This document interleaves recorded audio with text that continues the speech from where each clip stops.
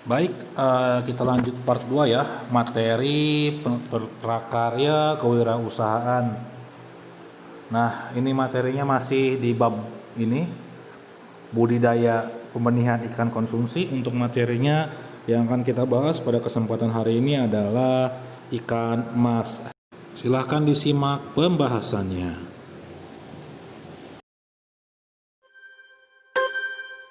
Audio Jungle.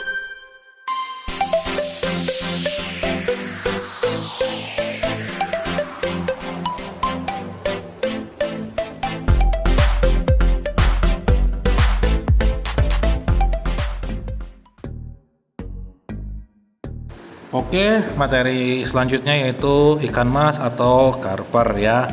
Ini ikan yang sudah tidak asing, sering kita temui baik di sungai, baik di sawah maupun di kolam-kolam ikan maupun di akuarium ya.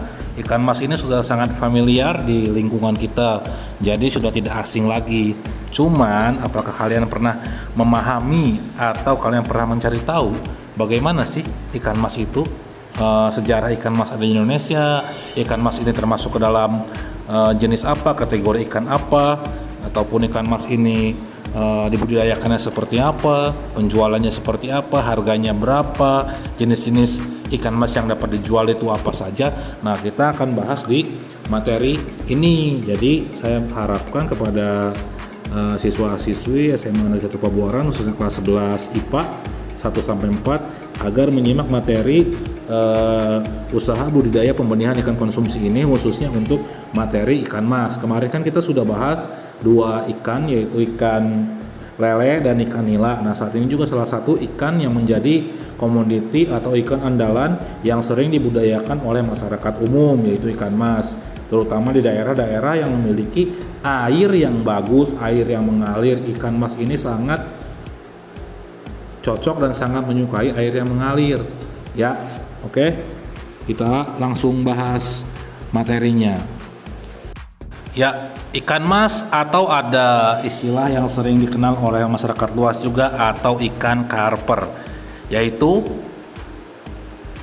ikan air tawar yang memiliki nilai ekonomis penting dan sudah tersebar di seluruh Indonesia. Di Indonesia, ikan mas mulai dipelihara sekitar tahun 1920-an. Ikan mas yang terdapat di Indonesia merupakan ikan mas yang dibawa dari Cina, Eropa, Taiwan, dan Jepang.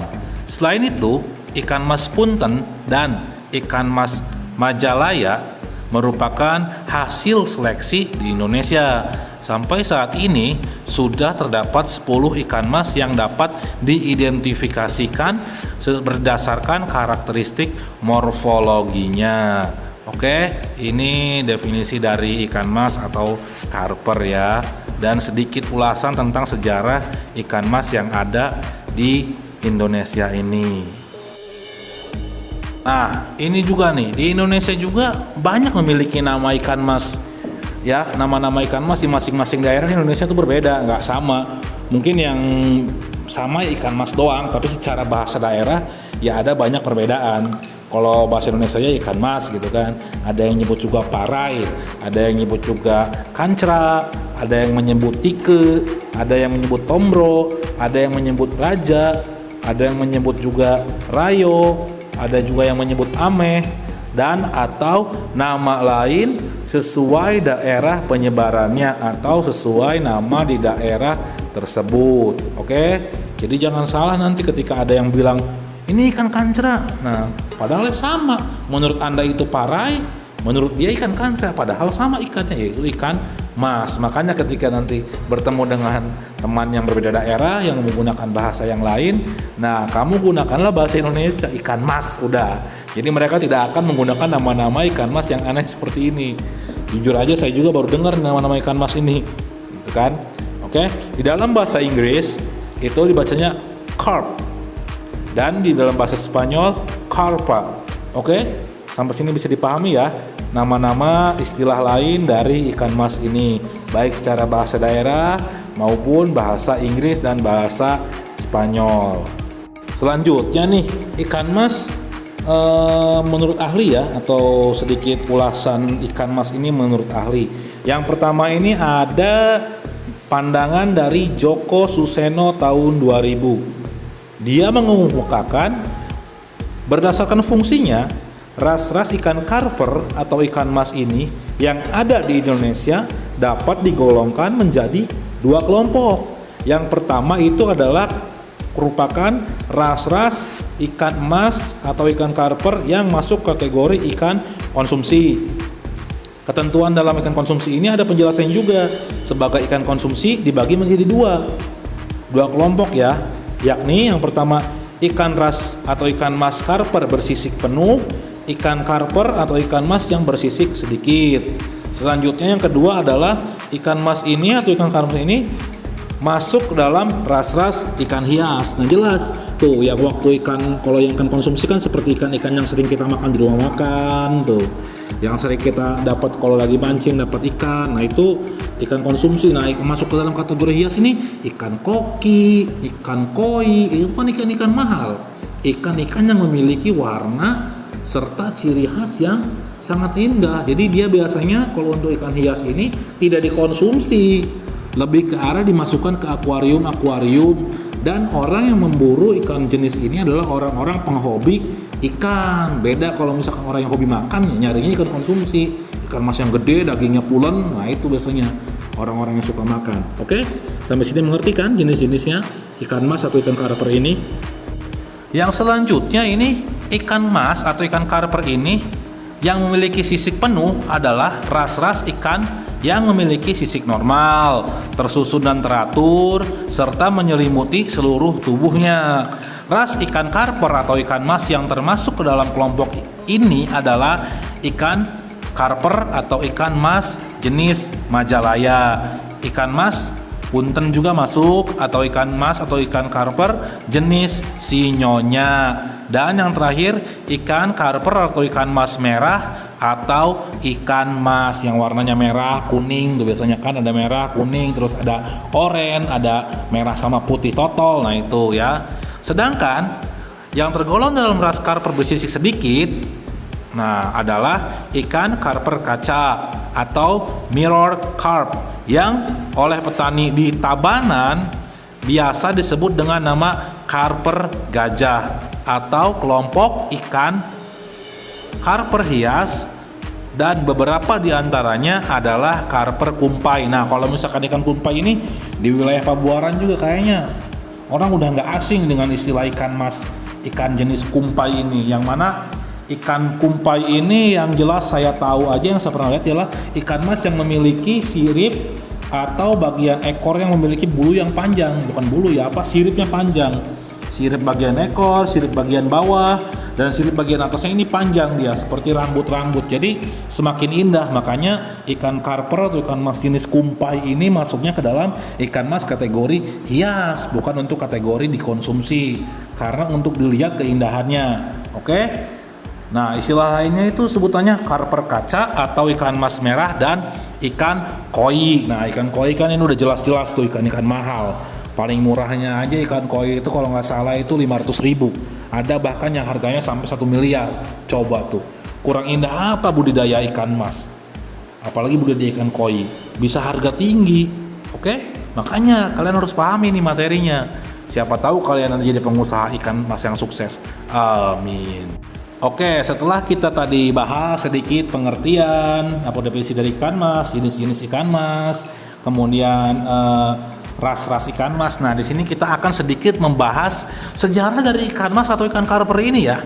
Sejarahnya ini, yang pertama ini ada dari Joko Suseno tahun 2000. Di Indonesia, pertama kali ikan karper atau ikan mas ini berasal dari daratan Eropa dan Tiongkok, yang kemudian berkembang menjadi ikan budidaya yang sangat penting.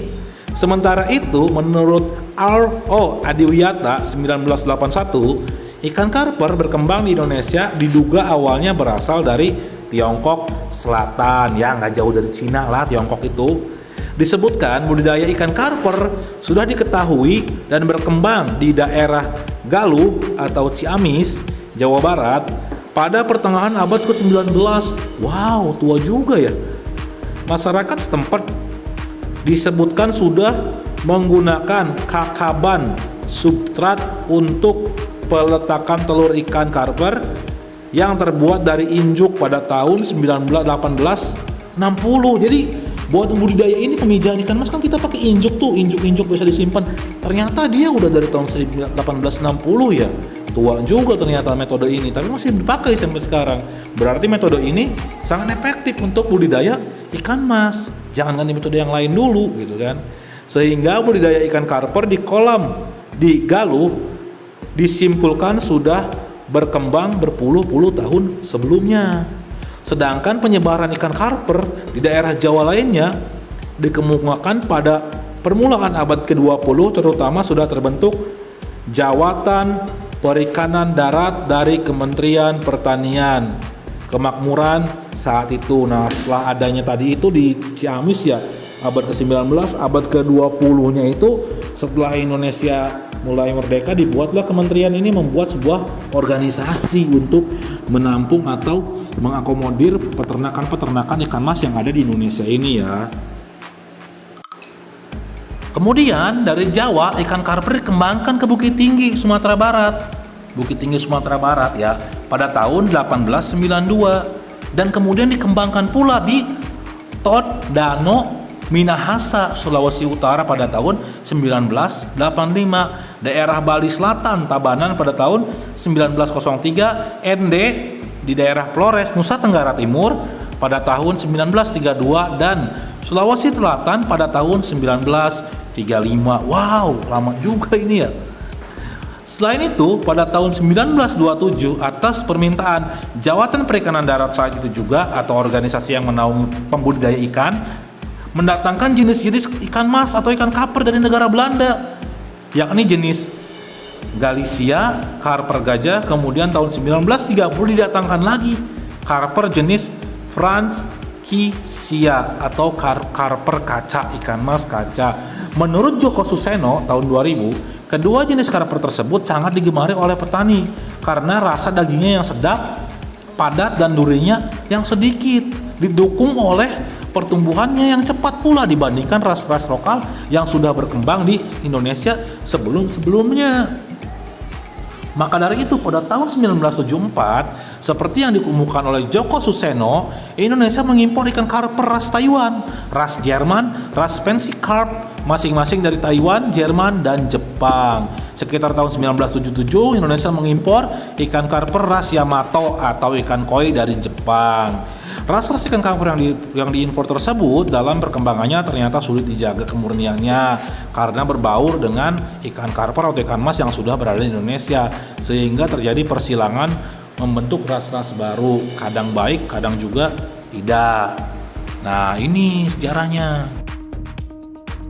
Oke, setelah kita bahas sedikit sejarah tentang ikan mas tersebut ya, kemudian kita akan bahas syarat dan habitat atau bagaimana habitat dari ikan mas ini. Kita harus tahu, jadi nggak sembarangan asal pelihara ikan mas dimasukin ke kolam lele, ikan mas dimasukin ke kolam bawal ya mati abis, atau ikan mas disimpan di kolam yang airnya keruh atau kotor gitu kan. Nah, ikan mas menyukai tempat hidup di perairan tawar yang airnya tidak terlalu dalam dan alirannya tidak terlalu deras seperti di pinggiran sungai dan danau. Nah, kalau misalkan pinggiran sungai dan danau banyak ikan mas tuh. Kadang-kadang kan ada yang dapat kalau lagi mancing.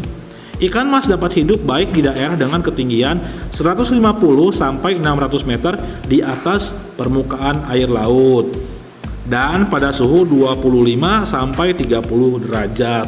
Kurang dari ini kurang baik, lebih dari ini juga kurang baik. Meskipun tergolong ikan tawar, ikan mas juga kadang-kadang ditemukan di perairan payau atau muara sungai yang bersalinitas kadar garam 25 sampai 30%. Nah, di danau-danau juga kadang yang udah hampir bercampur dengan air laut juga kadang ada aja ikan mas ini yang hidup gitu, meskipun jarang, tidak secara keseluruhan gitu kan hidup di situ.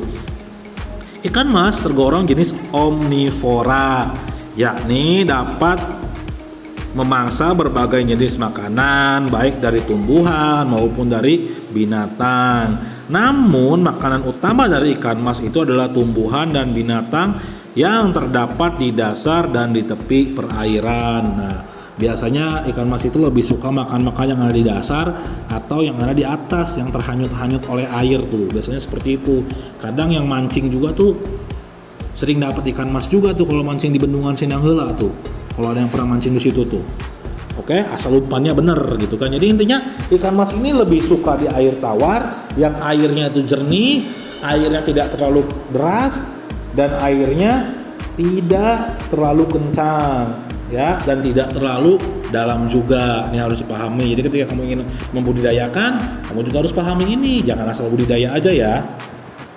Yang selanjutnya adalah pengembangbiakan atau sedikit cara dari gambaran umum tentang budidaya ikan mas ini ya. Yang pertama, kita harus pahami siklus ikan mas dimulai dari perkembangan di dalam gonad, atau gonad ini istilahnya adalah ovarium pada ikan betina yang menghasilkan telur dan testis pada ikan jantan yang menghasilkan sperma. Jadi istilah gonad ini adalah ikan yang udah siap kawin ya, bukan yang masih remaja ataupun baru mau usia, tapi yang udah siap kawin.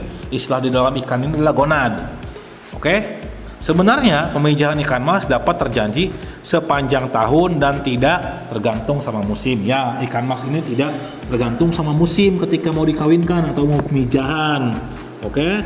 Yang penting syarat-syarat seperti air yang sudah dibahas tadi itu terpenuhi. Selanjutnya, di habitat aslinya ikan mas sering memijah pada awal musim hujan karena adanya rangsangan dari aroma tanah kering yang tergenang air. Secara alami, pemijahan terjadi pada tengah malam sampai akhir fajar. Nah, kalau misalkan ada yang pernah ngelihat atau ada yang pernah ikut mijahin ikan mas kan jelas pada begadang di kolam nungguin ikan mas ini pada mijah, karena mijahnya adalah malam hari bukan siang hari. Menjelang memijah, induk-induk ikan mas aktif mencari tempat yang rimbun seperti tanaman air atau rerumputan yang menutupi permukaan air. Substrat inilah atau injuk tadi itu ya, injuk inilah yang akan menjadi atau digunakan sebagai tempat menempel telur sekaligus membantu perangsangan ketika terjadi pemijahan. Ini makanya pentingnya pakai injuk tadi ya. Sekarang udah ada yang modifikasi pakai tali plastik juga. Nah, nanti gimana kreativitas dari peternak-peternak ya. Selanjutnya, sifat telur ikan mas adalah menempel pada substrat. Telur ikan mas berbentuk bulat, berwarna bening, berdiameter 1,5 sampai 1,8 mm dan berbobot 0,17 sampai 0,20 mg. Nah, ini salah satu adalah tentang bagaimana memijah ikan mas tersebut. Oke, yuk kita bahas selanjutnya.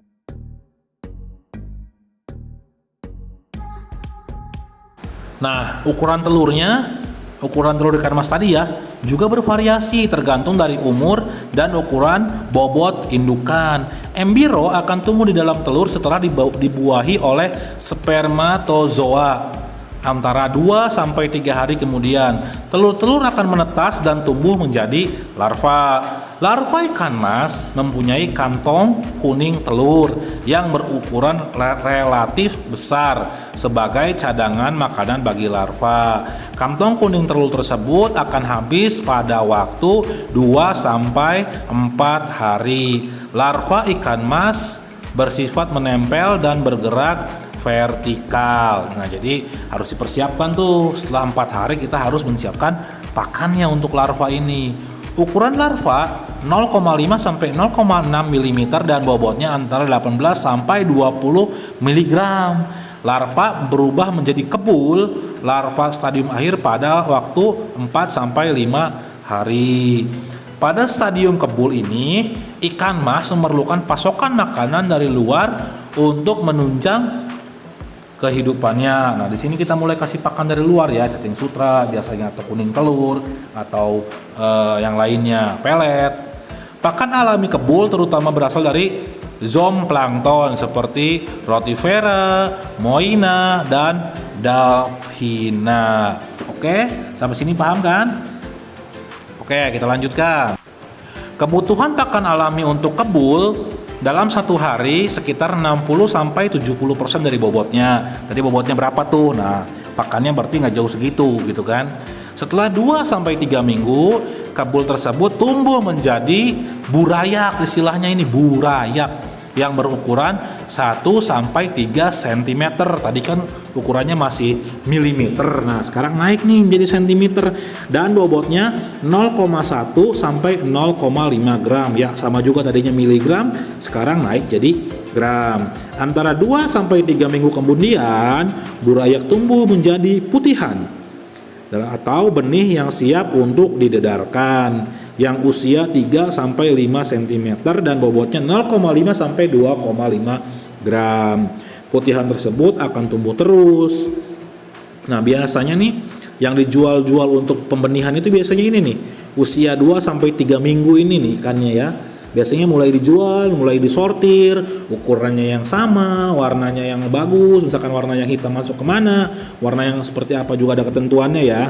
Kemudian setelah 3 bulan pertumbuhan, berubah lagi menjadi gelondongan yang bobot per ekornya sekitar 100 gram atau 1 on. Oke. Kemudian gelondongan ini juga akan terus tumbuh menjadi indukan ikan mas. Yang terakhir perkembangbiakannya ya, setelah 3 bulan menjadi gelondongan, bobot per ekornya 100 gram, gelondongan akan tumbuh terus menjadi induk seperti tadi kan. Setelah 6 bulan dipelihara, bobot ikan jantan bisa mencapai 500 gram atau setengah kilo ya.